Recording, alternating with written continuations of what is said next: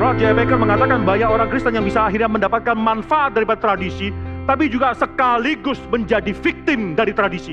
Kita adalah orang reform yang tidak menghina tradisi, tapi juga tidak mengilahkan tradisi. Tradisi adalah norm, tapi a norm. Itu suatu standar yang distandarkan. The only norming norm adalah Alkitab. Dalam Westminster Confession of Faith dikatakan bahwa segala sesuatu yang penting bagi hidup manusia itu secara eksplisit tertulis dalam Alkitab atau dengan penalaran yang benar bisa ditarik atau disimpulkan daripada Alkitab. Itulah menjadikan Alkitab jadi suatu firman Tuhan yang hidup, menjelaskan pada kita bagaimana kita harus hidup di hadapan Tuhan sepanjang zaman. Alkitab is always relevant.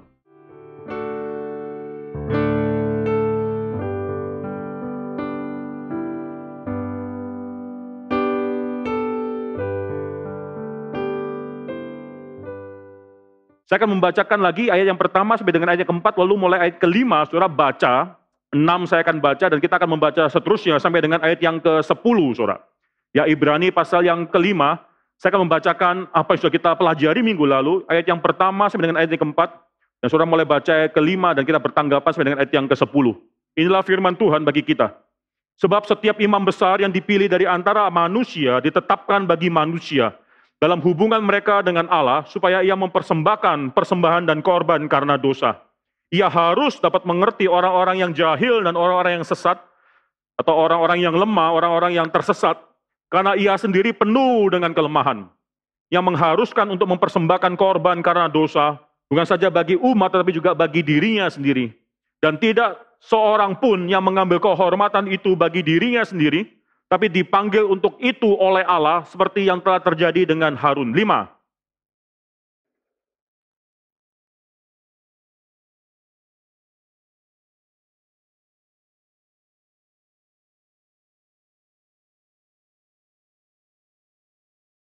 Sebagaimana firman-Nya dalam suatu nas lain, engkau adalah imam untuk selama-lamanya menurut peraturan Melkisedek.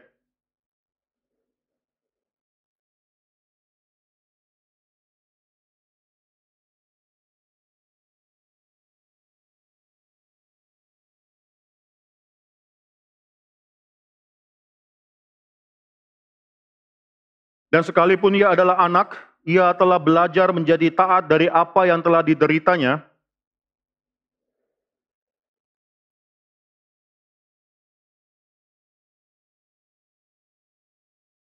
Dan ia dipanggil menjadi imam besar oleh Allah menurut peraturan Melkisedek.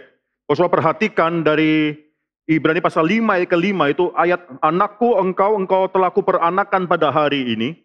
Ini dikutip daripada Mazmur pasal 2 ayat 7. Kita sudah pernah banyak bicara mengenai ini ketika kita membahas Ibrani pasal 1 ayat yang ke-5. Itu kutipan yang sama, sekarang dikutip lagi yang kedua kali. Ibrani pasal 5 ayat ke-6 itu mengambil daripada Mazmur 110 ayat yang ke-4. Coba kita buka, saudara, 110 ya. Mazmur pasal 110 ayat yang ke-1 saya akan bacakan bagi saudara sekalian. Demikianlah firman Tuhan kepada Tuanku, duduklah di sebelah kananku sampai ku buat musuh-musuh menjadi tumpuan kakimu. Ini dikutip, Mazmur 110 ayat 1 dikutip dalam Ibrani pasal 1 ayat yang ke-13. Tongkat kekuatanmu akan diulurkan Tuhan dari Sion, memerintah di antara musuhmu. Pada hari tentaramu bangsamu merelakan diri untuk maju dengan berhiaskan kekudusan dari kandungan fajar. Tampil bagimu keremajaanmu seperti embun. Tuhan telah bersumpah dan ia tidak akan menyesal. Engkau adalah imam untuk selama-lamanya menurut Melkisedek, peraturan Melkisedek. Ini nanti dikutip dalam Ibrani pasal 5 ayat yang ke-6. Tuhan ada di sebelah kananmu, ia meremukkan raja-raja pada hari murkanya. Ia menghukum bangsa-bangsa sehingga mayat-mayat bergelimpangan. Ia meremukkan orang-orang yang menjadi kepala di negeri luas. Dan dari sungai di tepi jalan ia minum, oleh sebab itu ia mengangkat kepala. Saudara, inilah firman Tuhan yang kita baca pada sore hari ini. Mari kita tundukkan kepala dan kita menghadap Tuhan. Bapa dalam surga, kami bersyukur karena apa yang sudah Tuhan kerjakan bagi kami. Engkau yang menciptakan kami. Engkau yang berbelas kasihan pada kami sehingga Engkau memberikan keselamatan bagi kami. Dan lebih daripada itu ya Tuhan, Engkau tidak pernah meninggalkan kami. Engkau memberikan firman Tuhan dalam hidup kami. Bapak, ajar kami untuk bisa menikmati firman Tuhan. Bukan hanya menghargai firman Tuhan, tapi kami menikmati firman Tuhan. Sehingga setiap kali kami membaca firman Tuhan tersebut, Jiwa kami diangkat untuk bisa menikmati dan mensyukuri semua perkataan yang keluar daripada mulut Tuhan. Kami bersyukur ya Tuhan, karena Tuhan adalah Tuhan yang besar. Kami bersyukur ya Tuhan adalah Tuhan yang lebih daripada segala kesempitan hidup dan pergumulan hidup yang kami alami. Tuhan demikian agung sehingga Tuhan menopang kami. Walaupun mungkin kami masih seringkali mendukakan hati Tuhan, tapi Tuhan terus menopang kami. Tuhan jangan biarkan kami mempermainkan belas kasihan Tuhan dalam dosa-dosa kami. Ajar kami untuk bisa melihat kemuliaan Tuhan, sehingga kami bisa datang kepada Tuhan yang sudah menawarkan pengampunan dosa bagi anak-anak Tuhan. Dan kami meminta kepada takhta Tuhan, yang adalah takhta daripada belas kasihan tersebut, takhta daripada anugerah, belas kasihan daripada Tuhan. Pada malam hari ini sudah berkumpul anak-anak Tuhan yang merindukan firman Tuhan. Dan pada malam hari ini juga kami akan melakukan perjamuan kudus. Suatu hal yang indah yang mengingatkan kami bahwa ada suatu janji yang sudah Tuhan berikan pada kami, sehingga kami bisa dikuatkan melalui apa yang akan kami lakukan, pendengaran firman Tuhan, dan juga menerima perjamuan kudus. Kami serahkan semua dalam nama Tuhan Yesus Kristus, Gembala Agung kami. Amin.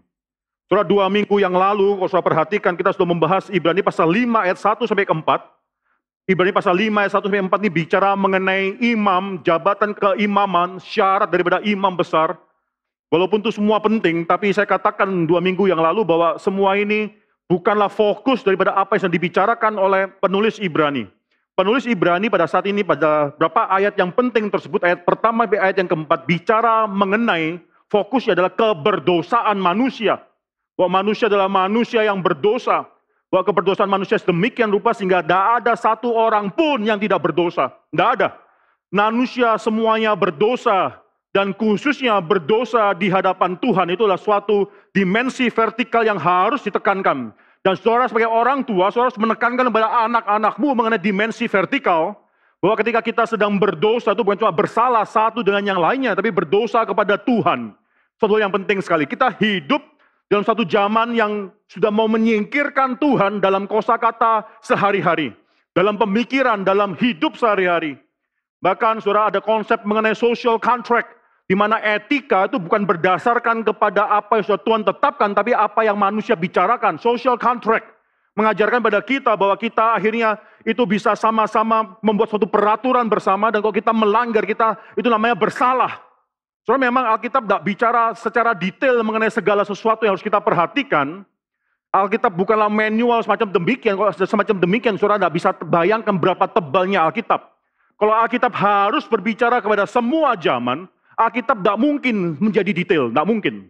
Kalau Alkitab harus berbicara pada semua zaman, maka prinsip-prinsip daripada etika semua sudah ada dalam Alkitab, tapi Alkitab tidak pernah banyak bicara mengenai detail. Ada orang yang bertanya, boleh tidak main saham? Kata main saja saya sudah nggak setuju, saudara. Suatu hari kita mungkin bicarakan dato dalam kesempatan apa, saudara. Beda antara investasi saham dan main saham, saudara, itu beda sekali. Alkitab tidak banyak bicara mengenai, ada orang yang bertanya, boleh tidak saya arisan? Itu tidak banyak bicara mengenai hal itu, saudara. Tapi Alkitab bicara mengenai bahwa satu fakta, cinta akan uang adalah akar dari segala kejahatan. Itu prinsip. Maka di sini saudara, tidak ada satu etika daripada manusia yang prinsipnya nggak bisa didapatkan dalam Alkitab. Di mana Alkitab silent, tidak mungkin. Maka saudara perhatikan, Alkitab di dalam Westminster Confession of Faith dikatakan bahwa segala sesuatu yang penting bagi hidup manusia itu secara eksplisit tertulis dalam Alkitab, atau, nah ini penting ataunya, dengan penalaran yang benar bisa ditarik atau disimpulkan daripada Alkitab. Itulah menjadikan Alkitab jadi suatu firman Tuhan yang hidup. Karena dia memiliki demikian banyak prinsip-prinsip yang akan menjelaskan pada kita bagaimana kita harus hidup di hadapan Tuhan. Sepanjang zaman, saudara. Bukan cuma terbatas pada zaman di mana Alkitab dituliskan. Alkitab is always relevant. Alkitab terus berbicara pada kita. Firman Tuhan itu selalu relevan. Tidak pernah ada pergumulan hidup kita di mana Alkitab tidak menjawab. Mungkin tidak secara eksplisit, secara tertulis, tapi segala prinsipnya saudara bisa simpulkan melalui penalaran yang benar di dalam Alkitab, saudara. Itu betapa hidupnya Alkitab. Maka di sini saudara-saudara harus melihat dunia mencoba untuk menghilangkan equation Tuhan sebagai equation dalam hidup. Kok bisa tidak usah bicara mengenai Tuhan, itu social contract mereka menekankan. Melanggar, bersalah itu masalah cuma horizontal. Tapi anak didik kita harus diajarkan bahwa ketika kita berdosa kepada Tuhan. Maka di sini pasal kelima ayat yang pertama, seluruh imam besar tersebut dipilih dari antara manusia, ditetapkan bagi manusia dalam hubungan mereka dengan Allah. Saudara, ini adalah suatu hal yang sangat penting sekali, saudara. Saudara, di sini mengatakan suatu hal bahwa ada dosa yang bisa diampuni, itu fakta keberdosaan kita. Tidak semua dosa itu Tuhan akhirnya hakimi sampai akhirnya tidak ada jalan keluarnya, tidak. Ternyata Alkitab juga mengatakan ada dosa-dosa yang bisa diampuni. Dosa yang tidak bisa diampuni adalah kita mengeraskan hati kita di hadapan Tuhan sampai mati. Dosa yang tidak bisa diampuni adalah kita akhirnya menghujat Roh Kudus, pekerjaan Roh Kudus. Menghujat Roh Kudus itu bukan kita akhirnya menolak bahwa Roh Kudus bisa memberikan karunia-karunia Roh Kudus. Bahkan itu adalah mungkin berbicara dalam bahasa roh dan sebagainya, saudara. Ini suatu doktrin yang luar biasa pentingnya. Sudah disimpang siurkan oleh banyak orang Kristen dalam dunia ini. Kita harus mengerti apa itu baptisan Roh Kudus. Kita harus mengerti apa itu kepenuhan Roh Kudus. Saudara, tapi di sini saudara bisa melihat menghujat Roh Kudus itu bukan mengatakan bahwa kita orang reform, seringkali dikatakan kita orang reform menghujat Roh Kudus karena menolak ada bahasa roh. Enggak, saudara, menghujat Roh Kudus adalah menolak pekerjaan Dia sampai mati kita menolak. Ya, di sana kita akhirnya mengeraskan hati kita. Firman Tuhan berbicara, tapi kita terus mengeraskan hati kita. Kita terus berkecimpung dalam dosa, bukan karena kita tergelincir masuk ke dalam dosa, tapi kita memang sengaja mau berbuat dosa. Soal itulah yang dikatakan oleh penulis Ibrani, janganlah engkau mengeraskan hatimu. Saudara, maka di sini saudara bisa melihat ada dosa yang bisa diampuni. Di mana Tuhan sendiri mengatakan ada dosa yang bisa diampuni sehingga Dia menyediakan mediator. Fakta bahwa ada dosa yang bisa diampuni, itu bisa kita lihat daripada fakta Tuhan menyediakan mediator, itu imam besar, yang melakukan pengampunan dosa, membawa manusia kepada Tuhan dan mau minta ampun kepada Tuhan. Itu poin yang kita bisa pelajari di sana, saudara. Tapi hal yang lain yang paling penting yang kita bisa pelajari berkenaan dengan dosa adalah suatu fakta bahwa kalau dosa itu masalah vertikal, bahwa dosa itu kita bersalah kepada Tuhan, maka hanya Tuhan sajalah yang bisa menentukan bagaimana manusia itu diampuni. Saudara, kekristenan itu bukan agama-agama dalam dunia ini. Semua agama mencoba dan berpikir bahwa manusia itu memiliki andil, peran dalam akhirnya mengampuni dosanya. Kalau saya melakukan perbuatan baik ini dan itu, maka saya cukup bisa yakin Tuhan akan menerima saya dan akhirnya mengampuni saya. Itu omong kosong. Kalau manusia yang berdosa kepada Tuhan, Tuhan yang menetapkan bagaimana cara dan bagaimana kapan manusia bisa diselamatkan, saudara, bisa diampuni. Maka kita bisa melihat ini dalam ayat yang pertama juga, saudara bisa melihat ada satu kata yang penting yang dipakai di sana berkenaan dengan jabatan daripada imam besar ini. Sebab setiap imam besar dipilih dari antara manusia, bukan dipilih oleh manusia, tapi dipilih dari antara manusia. Yang kedua, ditetapkan bagi manusia. Di sana bukan dikatakan ditetapkan oleh manusia, bukan. Ditetapkan bagi manusia untuk menjadi mediator dalam hubungan mereka dengan Allah. Dua kata ini saja, saudara, dipilih dari antara manusia dan ditetapkan bagi manusia, menunjukkan bahwa bukan sembarangan mediator atau imam besar itu bisa melakukan tugasnya. Mereka harus terlebih dahulu dipilih dan ditetapkan.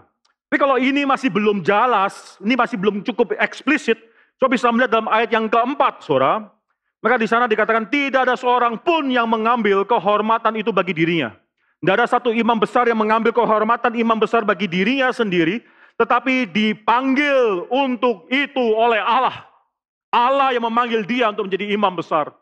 Oleh karena itu, saudara, karena mengapa? Karena memang keselamatan itu bukan masalah apakah manusia mau mengadakan pengampunan bagi dirinya sendiri. Tidak, itu masalah Tuhan yang menetapkan bagaimana manusia bisa diselamatkan. Bahkan imam besar yang demikian penting dalam agama Yahudi, itu tidak bisa akhirnya sembarangan ditetapkan, itu harus ditetapkan oleh Allah. Kalau saya perhatikan di sini, ayat yang keempat di sana dikatakan, tetapi dipanggil untuk itu oleh Allah seperti yang telah terjadi dengan Harun. Harun tidak pernah mengangkat dirinya menjadi imam besar. Harun tidak pernah diangkat oleh Musa atau oleh siapapun dari orang Israel untuk menjadi imam besar. Harun menjadi imam besar karena dipanggil oleh Allah menjadi imam besar. Saya katakan 2 minggu yang lalu, bersyukurlah satu gereja, kalau banyak dalam gereja tersebut orang-orang yang dipanggil oleh Tuhan. Mereka menyadari ada hubungan vertikal, mereka meresponi Tuhan yang memanggil dia. Cilakalah satu gereja kalau banyak orang yang merebut jabatan dalam gereja. Cilakalah gereja tersebut dan harus tutup gereja tersebut kalau ada orang-orang yang menganggap dirinya penting, mau mendapatkan kemuliaan melalui jabatan daripada gereja. Jadi bersyukurlah gereja itu kalau banyak orang yang tidak menginginkan mengambil jabatan kemuliaan tersebut, tapi mereka hanya meresponi, walaupun sulit, tapi mereka tahu mereka sudah dipanggil oleh Tuhan, dan mereka meresponi panggilan Tuhan tersebut. Saudara, sampai ada dalam ayat yang kelima dan seterusnya, ini menjadi satu ayat yang sulit. Mengapa? Karena Kristus nanti dipanggil juga sebagai imam besar. Tapi apa kualifikasi Kristus sebagai imam besar? Saudara, menarik dalam tradisi daripada orang Yahudi, Tuhan sudah membuat semacam sedemikian cara, sehingga yang namanya raja tidak bisa menjadi imam besar. Raja harus daripada keturunan daripada suku Yehuda, yang namanya imam besar, harus keturunan daripada suku Lewi. Dan khususnya, kalau dia adalah imam besar, dia haruslah keturunan daripada Harun itu sendiri. Maka di sini tidak mungkin raja menjadi imam. Itu penting sekali, saudara. Mengapa? Saudara, seringkali orang mempermainkan kedua jabatan ini, itu jabatan raja dan jabatan imam. Kalau memperankan dua jabatan ini, maka dia memiliki kuasa atas segala persoalan politik dunia, dan juga sekaligus kuasa atas segala hidup spiritual orang-orang yang mungkin diperintahnya, saudara. Itu satu hal yang tidak boleh terjadi. Tapi dalam sejarah gereja pernah ini terjadi. Paus Leo X misalnya, dia adalah seorang paus. Jadi kalau dia pergi kemana-mana tuh dengan suatu baju perang kayak knights, dia melambangkan dirinya sebagai suatu knights, saudara, dengan baju perang di atas kuda, dan dia perang kemana-mana, saudara. Saudara, di sini, saudara, pada zaman abad pertengahan memang pernah terjadi kesalahan di mana akhirnya paus mengambil peran dua-duanya, baik itu politik maupun itu juga spiritual, saudara. Tapi itu tidak seharusnya terjadi. Di dalam Israel, orang Yahudi, Tuhan melarang hal tersebut dengan mengatakan bahwa raja haruslah keturunan daripada suku Yehuda, dan imam itu haruslah keturunan daripada suku Lewi. Imam besar adalah daripada Harun. Tapi kalau sudah perhatikan, Mazmur pasal 110, coba kita buka Mazmur pasal 110 lagi, itu menjadi suatu bagian yang menarik. Kalau saya tanya Mazmur ini bicara mengenai apa, maka Mazmur ini banyak bicara mengenai sifat raja, saudara. Sifat raja, Mazmur 110 banyak bicara mengenai sifat raja. Perhatikan misalnya, duduklah di sebelah kananku sampai ku buat musuh-musuh menjadi tumpuan kakimu. Itu bicara mengenai raja yang berperang dan akhirnya musuh-musuhnya dikalahkan. Tongkat kekuatanmu, saudara bisa membaca pada ayat ketiga, tentaramu, bangsamu, itu semua bicara mengenai kerajaan, saudara. Ayat kelima, 6, dan 7 seterusnya, Tuhan ia menghukum bangsa-bangsa dan seterusnya. Tapi tiba-tiba dalam ayat keempat itu bicara mengenai suatu hal, yaitu menjadi imam. Nah ini, saudara, suatu hal yang sangat menarik sekali. Kita tidak ada waktu untuk bicara mengenai Mazmur 110, tapi di sini, dalam Mazmur 110, akhirnya dua ayat dikutip oleh penulis Ibrani. Ayat yang pertama dan ayat yang keempat. Ayat yang pertama menjelaskan bagaimana Kristus adalah raja, itu dibahas oleh penulis Ibrani dalam Ibrani pasal 1 ayat ke-13. Tapi dalam pasal yang sama juga, penulis Ibrani mengambil ayat yang keempat untuk membicarakan mengenai jabatan keimaman daripada Kristus. Ini luar biasa sekali, ini sangat menarik sekali, saudara. Maka di sini, saudara, apa alasannya Kristus bisa menjadi seorang imam? Dia bukanlah imam daripada keturunan orang Lewi, dia bukanlah daripada keturunan Harun apalagi. Bagaimana dia bisa mungkin jadi imam, apalagi imam besar? Saudara, salah satu alasan mungkin orang Yahudi menolak Kristus Mesias, Kristus yang adalah Mesias adalah imam besar, mungkinlah kesulitan juga dari banyak orang yang menjadi audiens daripada penulis kitab Ibrani adalah melihat tidak mungkin ini terjadi. Karena apa? Karena tradisi sudah melarang Kristus tidak bisa menjadi imam besar. Saudara perhatikan di sini, saudara, seringkali tradisi, kita tidak pernah menghina tradisi, saudara. Orang reform tidak pernah menghina tradisi. Tapi seringkali tradisi akhirnya mematikan pelayanan kita.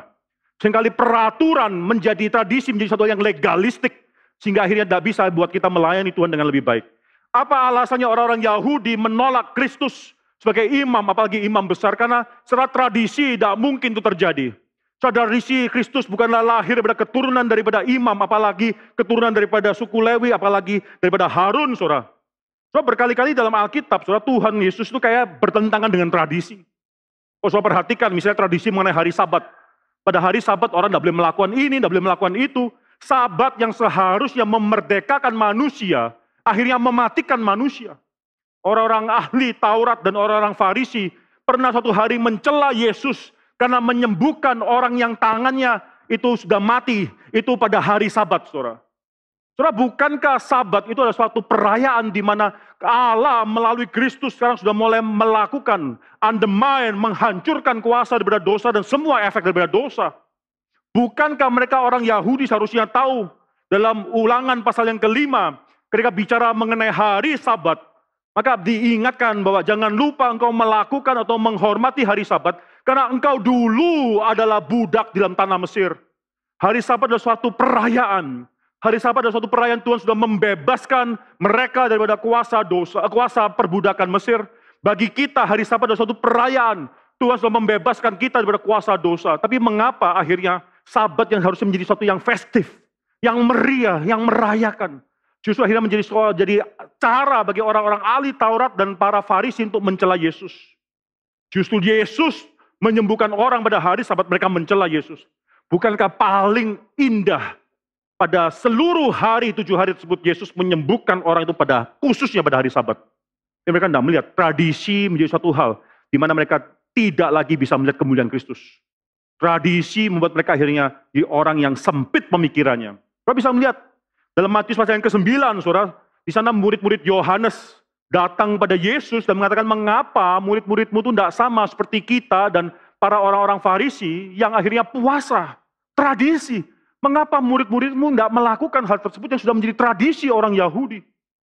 Maka di sana saudara indah sekali jawaban daripada Tuhan Yesus. Tuhan Yesus mengatakan bahwa puasa adalah tanda duka cita. Dia mengatakan demikian, mungkinkah sahabat-sahabat daripada mempelai itu akhirnya berduka cita ketika mempelai itu ada bersama-sama dengan mereka, saudara. Saudara, mereka tidak bisa menjawab, saudara. Fakta bahwa murid-murid Yesus tidak berpuasa itu karena Yesus hadir di tengah-tengah mereka. Mereka festivity, mereka sedang merayakan suatu hal yang indah. Saudara, seringkali tradisi itu mematikan kita. Saudara, zaman di mana gereja mula-mula, orang Yahudi yang melihat orang Kristen, yang bukan orang Yahudi menjadi orang Kristen. Mereka iri hati mengatakan bahwa tradisi kita, nah ini pakai tradisi Judaizer, itu kalian harus disunat. Kalian harus mentaati, menuruti peraturan atau hukum daripada Musa seperti kita dahulu. Tradisi, mereka mengeluarkan tradisi, saudara.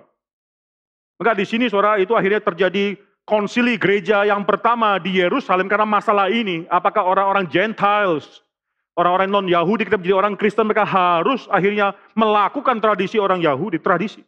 Bukankah reformasi juga demikian? Ketika para reformers melakukan reformasi, salah satu serangan bagi mereka adalah mereka tidak lagi melanjutkan tradisi. Hal semacam demikian, yaitu bahwa orang Kristen bisa, anak Tuhan bisa langsung membaca Alkitab, lalu menginterpretasikan Alkitab. Hal semacam demikian tidak ada dalam tradisi gereja. Mereka sedang melawan tradisi gereja. Saudara, tradisi itu bisa mematikan kita, saudara. J.I. Packer, saudara, mengatakan suatu kalimat yang indah sekali bahwa semua orang Kristen bisa mendapatkan faedah dari tradisi.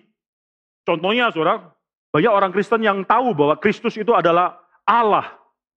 Tahu bahwa Kristus adalah 100% manusia, 100% Allah. Tapi kalau ditanya, bagaimana membuktikan hal tersebut dari Alkitab, mereka tidak bisa menjawabnya.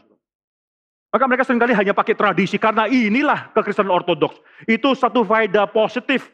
Saya harap kita tidak semacam demikian, tapi paling tidak, karena tradisi memperankan suatu hal yang faedah, yang positif, sehingga mereka memegang, walaupun mereka mungkin belum bisa mengerti. Saudara, J.I. Packer mengatakan banyak orang Kristen yang bisa akhirnya mendapatkan manfaat daripada tradisi, tapi juga sekaligus menjadi victim dari tradisi. Itu peran daripada J.I. Packer. Victim daripada tradisi, di mana mereka akhirnya tidak sadar bahwa banyak sekali tradisi itu hanyalah sementara saja, temporary, probation, tradisi itu hanyalah, mereka akhirnya mengabsolutkan tradisi sampai level pada Tuhan. Hanya Tuhan yang absolut, tradisi tidak demikian. Banyak orang Kristen tanpa sadar sudah menjadi victim daripada tradisi. So kita harus mengingat diri kita sendiri, kita adalah orang reform yang tidak menghina tradisi. Kita menerima tradisi, tapi juga tidak mengilahkan tradisi. Tradisi adalah norm. Kita sudah berkali-kali mengatakan hal ini ketika kita belajar daripada Adult Sunday School, Westminster Confession of Faith. Chapter yang pertama itu mengatakan pentingnya Alkitab. Kita tidak mengatakan bahwa sola scriptura berarti semua tradisi tidak penting. Tradisi penting adalah norm. Tapi a norm. Itu suatu standar yang distandarkan. The only norming norm adalah Alkitab. Tapi kita tidak pernah menghina tradisi, saudara. Maka di sini, saudara, kalau Kristus akhirnya menjadi imam besar, itu bukan karena tradisi. Justru Harun bisa menjadi imam besar karena exception yang Tuhan lakukan. Pada saat itu tidak ada satu orang pun daripada orang Israel yang bisa menjadi imam besar, yang memiliki imam besar. Karena pekerjaan Tuhan yang eksepsional memilih Harun. Maka Harun dan suku Lewi akhirnya menjadi imam. Harun jadi imam besar. Tapi lama-kelamaan orang lupa yang namanya exceptional tersebut. Tradisi menjadi sesuatu yang sangat penting sekali. Sehingga kita menghakimi pekerjaan Tuhan melalui tradisi. Ketika saya menerima jabatan menjadi gembala sidang di GRI Karawaci, saya katakan kepada semua pengurus, semua penatua, diakan, saya katakan bahwa yang baik kita lanjutkan. Tapi saya tidak mengatakan bahwa saya akan terus menerus harus terpaku dengan cara bagaimana kita melayani karena sudah demikian kita melayani. Tidak, kita harus sensitif. Kalau Tuhan mau kita melakukan suatu hal yang baru, kita harus mau melakukan hal pelayanan yang baru tersebut. Kita bukan cuma di sini melanjutkan apa yang sudah biasa kita lakukan. Kalau Tuhan menggodok jemaat GRI Karawaci melakukan suatu hal yang mungkin tidak biasa kita lakukan, selama itu adalah untuk kepentingan kerajaan Tuhan. Walaupun kita tidak merasa comfortable melakukan hal tersebut, kita lakukan. Saudara, jangan sampai kita terbelenggu oleh tradisi-tradisi, saudara. Saudara, klaim daripada penulis Ibrani di sini mengatakan bahwa Kristus itu adalah imam besar, tapi bukan berdasarkan tradisi. Tapi sebelum kita membahas hal itu, saudara-saudara perhatikan di sini, saudara, berkenan dengan imam, jabatan imam. Kemarin minggu lalu kita sudah katakan ada 3 syarat, 2 syarat yang penting diantaranya. Jabatan imam tersebut haruslah ditetapkan oleh Tuhan itu sendiri, itu yang penting. Tidak semua orang merasa diri bisa layak jadi imam besar. Dan kedua, imam besar harus dipilih di antara manusia, itu juga penting sekali. Maka di sini sudah bisa lihat bagaimana ayat yang pertama bicara mengenai hal yang pertama menjadi manusia, itu dia ditetapkan atau dipilih dari antara manusia. Ayat yang pertama, saudara, ditetapkan bagi manusia, ia sendiri harus bisa mengerti orang yang lemah. Yang kedua, karena ia sendiri penuh dengan kelemahan. Baru syarat yang kedua, ayat yang keempat, ia sendiri harus bukan mencari hormat bagi dirinya sendiri, tapi dipanggil untuk menjadi imam besar oleh Allah. Berkenan dengan Kristus, ordonya dibalik, saudara. Saudara perhatikan, penulis Ibrani mengatakan, seperti yang telah terjadi dengan Harun, demikian pula Kristus yang terjadi dengan Kristus. Maka apa di sana dikatakan, Kristus tidak memuliakan dirinya sendiri dengan menjadi imam besar, tetapi jabatan keimamannya itu ditetapkan juga oleh Allah, saudara. Menurut ordo daripada Melkisedek, nanti kita bicarakan lebih lanjut lagi. So perhatikan di sini, saudara, nanti bagian atau syarat yang lain daripada imam besar adalah dia harus juga dari antara orang manusia, sehingga saudara bisa melihat dalam ayat yang ke-7, dalam hidupnya sebagai manusia. In the days of his flesh, dalam hidupnya hari-harinya, dia menjalani harinya di dalam kedagingannya tersebut, ini menunjukkan bahwa dia sama dengan kita. Maka penulis Ibrani sekarang menyatakan bahwa Kristus memenuhi kedua syarat daripada imam besar ini, bahwa dia haruslah dipilih daripada orang manusia, dia juga harus ditetapkan oleh Allah, saudara. Saudara perhatikan, saudara. Perhatikan di sini dalam ayat yang kelima tersebut. Itu langsung, walaupun memang Kristus itu mirip dengan Harun yang adalah manusia, ya seperti yang telah terjadi dengan Harun, demikian pula Kristus. Itu menunjukkan ada kemiripan antara Kristus dengan Harun. Tapi langsung ayat kelima dan seterusnya itu menyatakan bagaimana Kristus demikian berbeda dengan Harun. Ada perbedaannya. Saudara, perbedaannya nyata. Yang pertama, saudara, untuk Kristus tidak dikatakan bahwa ia adalah imam besar karena ia adalah keturunan Harun. Tidak. Dia ditetapkan sebagai imam besar. Dan di sini penulis Ibrani mencatat suatu jabatan Kristus yang penting. Itu dia memanggil bukan Yesus, tapi Kristus. Christ. Yang artinya adalah yang sudah the anointed one, yang sudah diurapi. Kristus lain dengan Harun. Harun mendapatkan pengurapan, tapi Kristus adalah the anointed one. Itu perbedaan yang pertama yang membedakan Kristus demikian berbeda dengan Harun. Yang kedua, saudara, kalau Harun dikatakan bahwa dia tidak boleh mengambil kehormatan itu bagi dirinya sendiri, ayat keempat. Harun itu tidak memiliki kehormatan, Harun tidak memiliki kemuliaan. Sebagai seorang imam besar, dia tidak boleh mencuri kemuliaan tersebut. Itu maksudnya di sini. Harun bukanlah orang yang mulia, dia tidak bisa mencuri keimanan atau kemuliaan tersebut. Dia berbicara dengan Kristus, di sini bukan penulis Ibrani tidak mengatakan Kristus juga tidak boleh mengambil, tidak. Tapi di sini dikatakan Kristus tidak memuliakan diri. Sekali lagi, saudara, ini penting sekali, saudara. Harun tidak boleh mencuri, mengambil kemuliaan. Kalau dia mau dimuliakan karena dia memiliki jabatan imam besar, dia harus ditetapkan oleh Allah atau dia sendiri yang mencuri kemuliaan tersebut. Tapi bagaimana dengan Kristus? Kristus sendiri sudah memiliki kemuliaan tersebut. Coba kita baca saudara, Ibrani pasal 1 ayat ketiga coba. Ibrani pasal 1 ayat ketiga itu sudah menunjukkan berapa hal mengenai kemuliaan Kristus. Ia adalah cahaya kemuliaan Allah. He is God's glory, saudara, the radiance of God's glory. Bahkan dia sendiri di sini dikatakan adalah gambar wujud Allah, the exact imprint of His nature. Kristus sudah memiliki kemuliaan bahkan sebelum inkarnasi. Kalau kita pikirkan, saudara, seharusnya inkarnasi itu malah merendahkan Kristus yang adalah mulia. Filipi pasal 2 ayat ke-7, ayat ke-6, ke-7 mengatakan bahwa Kristus yang adalah sebenarnya seperti Allah, yang adalah Allah, yang sebenarnya adalah Allah itu sendiri, tidak menganggap kesetaraannya dengan Allah suatu hal yang harus dipertahankan, tapi dia mengosongkan dirinya. Itu mengurangi dirinya, mengosongkan dirinya dengan mengambil natur manusia. So Kristus seharusnya sudah mulia. Bahkan sebelum dia inkarnasi, dia dikatakan dia adalah the radiance of God's glory. Dia adalah exact imprint of His nature, itu Ibrani pasal 1 ayat ketiga. Bahkan kalau saudara baca Ibrani pasal 3 ayat ketiga, saudara. Ibrani pasal 3 ayat ketiga itu bicara bahwa Kristus dianggap, dipandang layak untuk mendapatkan kemuliaan yang lebih besar daripada Musa. Musa mulia, Kristus lebih mulia. Ya, Ibrani pasal 2 ayat 10, saudara-saudara bisa melihat di sana bahwa Kristus itu nanti akan membawa banyak orang atau anak-anak Tuhan kepada kemuliaan melalui pelayanan Kristus. Dia bukan lagi menjadi mulia, tapi dia karena dia mulia, dia membawa banyak orang itu kepada kemuliaan, saudara. Apa yang kurang daripada Kristus? Kalau Harun dikatakan dia tidak bisa mencuri kemuliaan tersebut. Ayat yang kelima daripada Ibrani pasal 5 mengatakan di sini Kristus tidak memandang dirinya mulia. Dia tidak memuliakan diri walaupun dia sudah mulia.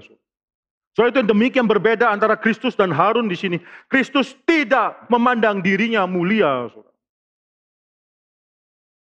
So sekali lagi saudara, Kristus terlalu mulia. Ketika dia inkarnasi, Filipi mengatakan dia mengosongkan dirinya sedemikian rupa. Dan dalam hidup inkarnasi, kalau sudah perhatikan di sini in the days of His flesh, dalam hidupnya sebagai manusia, itu terlalu rendah. Ia mempersembahkan doa, permohonan dengan ratap tangis dan keluhan kepada Dia yang sanggup menyelamatkannya dari maut. Entah minggu depan kita bicara mengenai hal ini, saudara.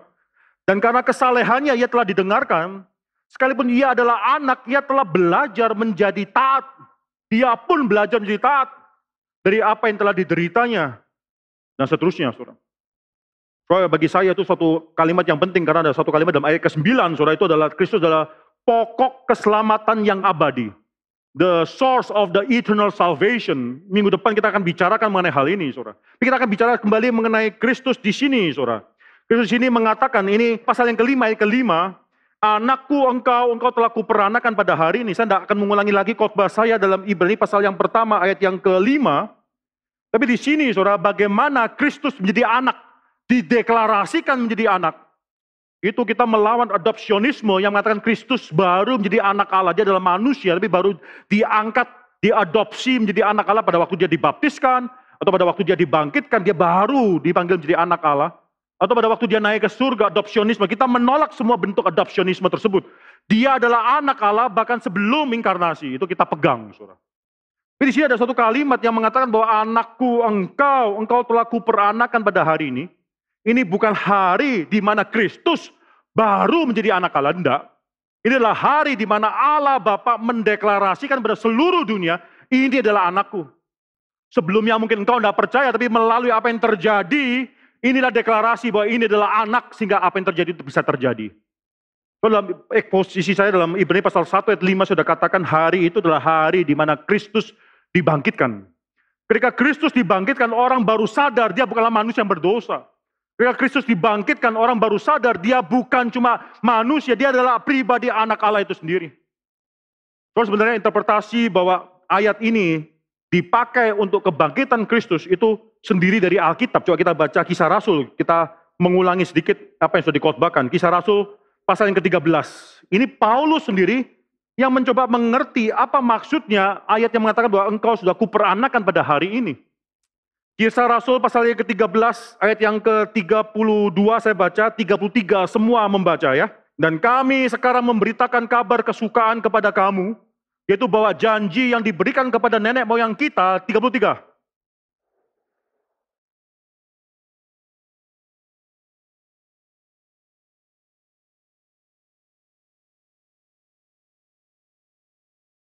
Di sini Paulus mengutip Mazmur pasal yang kedua ayat ke-7 tersebut, dan dia langsung mengkaitkan bahwa ini ketika penulis Mazmur mengatakan, anakku engkau, aku telah memperanakan engkau pada hari ini, tandanya adalah dengan kebangkitan Kristus. Ini sekali lagi saya baca, saudara. Janji yang telah diberikan kepada nenek moyang kita telah digenapi Allah kepada kita, keturunan mereka, dengan cara membangkitkan Yesus, seperti yang tertulis dalam Mazmur yang kedua, anakku engkau, aku telah memperanakan engkau pada hari ini. Jadi ayat tersebut yang kita baca dalam Ibrani pasal 1 ayat 5, dalam Ibrani pasal 5 ayat 5, itu adalah deklarasi Kristus kepada seluruh dunia bahwa Kristus adalah anak Allah dengan cara membangkitkan dia. Saudara, kemenangan Kristus itu bukan di atas kayu salib. Kristus di atas kayu salib mengatakan sudah genap, memang dia berhasil sampai tuntas menggenapkan segala sesuatu yang ditugaskan kepada dia dalam inkarnasi dia. Tapi kemenangan Kristus pada akhirnya ada di dalam kebangkitan Kristus. Di mana Allah sendiri yang akhirnya mendeklarasikan kepada seluruh dunia, inilah anak yang kuperkenankan. Saudara, maka di sana Paulus pernah mengatakan, saudara, kalau Kristus tidak dibangkitkan, maka sia-sialah imanmu. Paulus tidak mengatakan kalau Kristus tidak disalibkan, maka sia-sialah imanmu. Tapi Kristus, kalau Kristus tidak dibangkitkan, maka sia-sialah imanmu. Saudara, ketika Kristus mati di atas kayu salib, dia mengatakan genap sudah. Jadi dengan Kristus dibangkitkan, Allah Bapa yang mengatakan genap sudah segala pekerjaannya dia. Ini menarik, kenapa tiba-tiba penulis Ibrani mengatakan ayat yang kelima, pasal 5 ayat kelima ini. Sebelum bicara mengenai Kristus sebagai imam besar, dia menyinggung terlebih dahulu mengenai kebangkitan Kristus. Itu fakta ayat Mazmur pasal 2 ayat ke-7 ini, anakku engkau telah kuperanakan pada hari ini. Itu menunjukkan Kristus sudah dibangkitkan. Setelah itu baru dia melanjutkan dalam ayat yang ke-6. Sebagaimana firman-Nya dalam suatu nas yang lain, dia mengutip Mazmur 110 ayat 4, engkau adalah imam untuk selamanya menurut peraturan Melkisedek. Maka di sini saudara, keimaman Kristus tidak bisa dilepaskan daripada kebangkitannya Kristus. Kristus menjadi imam yang demikian berbeda dengan semua imam-imam yang lain, karena Kristus satu-satunya akhirnya bangkit. Semua akan dibangkitkan, memang benar, tapi Kristus sudah mengalami kebangkitan itu sendiri. Dan Kristus demikian berbeda dengan seluruh imam. Dia bisa menjadi imam besar yang agung. Bukan karena dia cuma imam besar manusia biasa saja. Tapi dia sudah masuk melintasi semua langit. Sampai ke tempat yang maha kudus. Yang bukan buatan tangan manusia, itu surga itu sendiri. Mengapa? Karena dia bangkit, saudara. Jadi di sini saudara, Kristus dikatakan jadi imam. Tidak lepas daripada kebangkitannya dia. Tentunya dia adalah imam. Tapi dunia tidak pernah mengenal dia. Tentunya dia adalah imam besar, tapi dunia tidak mau mengakui dia. Sampai akhirnya dia dibangkitkan, baru dunia menerima deklarasi daripada Tuhan bahwa dia adalah imam besar. Dia sudah naik ke surga, dia sudah memberikan suatu pengampunan pekerjaan imam yang tuntas. Maka sekali lagi di sini saudara bisa membedakan, saudara bisa memisahkan antara kebangkitan Kristus dengan jabatan keimaman yang diberikan menurut ordo daripada Melkisedek itu. Saudara, ini pertama kalinya saudara Melkisedek, nama Melkisedek disebutkan. Orang Ibrani, orang Yahudi tahu bahwa Melkisedek itu adalah seorang imam. Nanti penulis Ibrani akan jelaskan lebih lanjut lagi dalam Ibrani pasal yang ke-7. Melkisedek disebutkan 2 kali saudara dalam Ibrani pasal yang ke-5. 1 kali lagi dalam Ibrani pasal 6 ayat ke-20. Nanti berkali-kali dalam Ibrani pasal yang ke-7 dan setelah itu selesai, tidak bicara lagi mengenai Melkisedek. Saudara, saya tidak akan mengupas mengenai Melkisedek sekarang. Mungkin waktunya nanti kita akan bicara lebih banyak mengenai hal itu. Tapi apa yang mau dimaksudkan oleh penulis Ibrani? Semua imam itu harus ditetapkan oleh Allah. Bukan karena tradisi. Harun tidak menjadi imam besar karena dia adalah keturunan Harun. Tidak. Suku Lewi tidak menjadi imam karena dia adalah suku Lewi. Tidak. Semua itu tidak ada artinya kalau bukan Tuhan yang menetapkan. Maka di sini penulis Ibrani mau mengatakan bahwa Yesus Kristus menjadi imam besar bukan karena tradisi orang Yahudi yang mengharuskan semua harus adalah keturunan daripada suku Lewi dan juga keturunan daripada Harun. Yesus menjadi imam besar karena ditetapkan. Apa salahnya sekarang kalau Tuhan Allah sendiri yang menetapkan Yesus menjadi imam besar? Apa hak manusia untuk menolak Yesus sebagai imam besar? Harun juga adalah imam besar karena ditetapkan. Demikian juga Yesus jadi imam besar karena ditetapkan. Maka di sini saudara itu adalah hak daripada Allah. Kalau manusia berdosa kepada Allah, maka cara mengampuni manusia atau bagaimana mengampuni manusia, kapan manusia bisa diampuni, itu semua tergantung kepada pekerjaan Allah itu sendiri. Jadi saya akan menutup khotbah saya dengan memikirkan satu hal yang penting. Mengapa akhirnya jabatan keimaman daripada suku Lewi, daripada Harun harus berhenti? Sehingga Tuhan menetapkan suatu ordo yang lain. Itu kita harus pikirkan, saudara. Ada minimal 2 alasan yang bisa kita pikirkan. Yang pertama, karena jabatan keimaman dari Harun itu hanya sementara. Tidak pernah didesain oleh Tuhan untuk menjadi suatu yang kekal. Dari mana kita tahu bahwa jabatan keimaman Harun adalah suatu yang sementara? Fakta bahwa imam besarnya itu terus bergantian, zaman demi zaman. Itu terus ada yang mati harus digantikan, terus ada yang mati harus digantikan. Bukan seperti Yesus Kristus, nanti akhirnya satu kali masuk dalam tempat yang maha kudus tersebut, itu akhirnya untuk selama-lamanya dia menjadi imam besar. Sekali lagi saudara, mengapa akhirnya Tuhan mengatakan bahwa jabatan keimaman daripada suku Lewi, daripada Harun itu harus berhenti? Mengapa? Karena memang sementara, saudara. Sampai akhirnya ketika Kristus datang, maka yang sementara itu harus berhenti. Itu alasan yang pertama, mengatakan bahwa jabatan keimaman daripada Harun suku Lewi itu tidak pernah cukup, is never sufficient dalam mengampuni manusia, itu hanya cuma melambangkan sesuatu yang akan datang. Maka daripada itu, saudara, memang Tuhan dalam desain daripada Tuhan, keselamatan daripada Tuhan seringkali mengetahui bahwa manusia itu lemah, lalu menggunakan suatu visible things yang bisa kita lihat, baik itu imam, tempel, atau korban, untuk melihat atau membuktikan, menguatkan kita yang lemah, untuk hal-hal yang tidak kita lihat, itu janjinya yang tidak kita lihat. Termasuk sampai pada hari ini, ketika saudara akan menerima perjamuan kudus, saudara memegang anggur dan roti.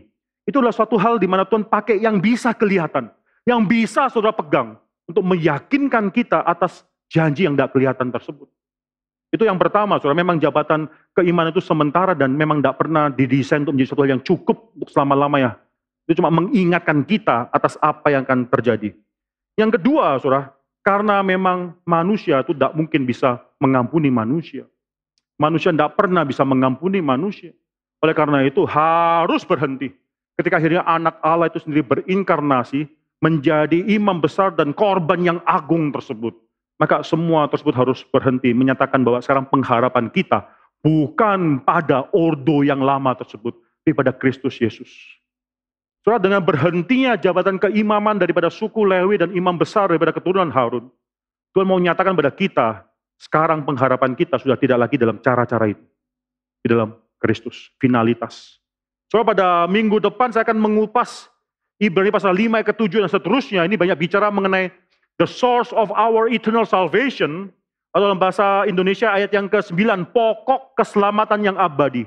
Bagaimana caranya Kristus bisa menjadi pokok, atau the source, jadi sumber daripada keselamatan yang abadi tersebut. Ini penulis Ibrani secara singkat hanya dalam berapa ayat membicarakan mengenai hal tersebut.